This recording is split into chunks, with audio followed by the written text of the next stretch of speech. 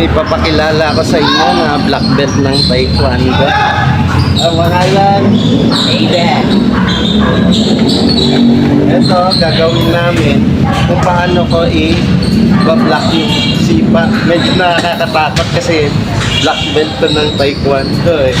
Yung mga sipa niya. Para explain ko na rin ako. Sige, sipa.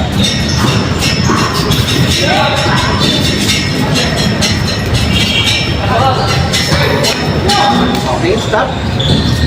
Nakita mo yung sangga kapag gano'n.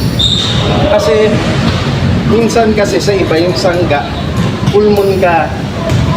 Kala mo, roundhouse yun, tatamaan ka na sa mukha. O, tinamaan na ako sa mukha. Kala ko, roundhouse yun, pala, pa!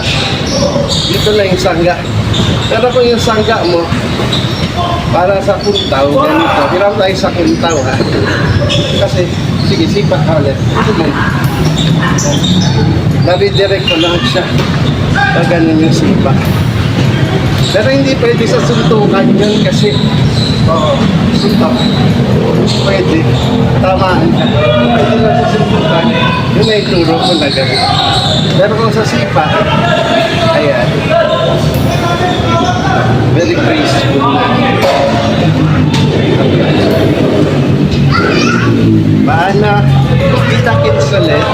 Bye-bye.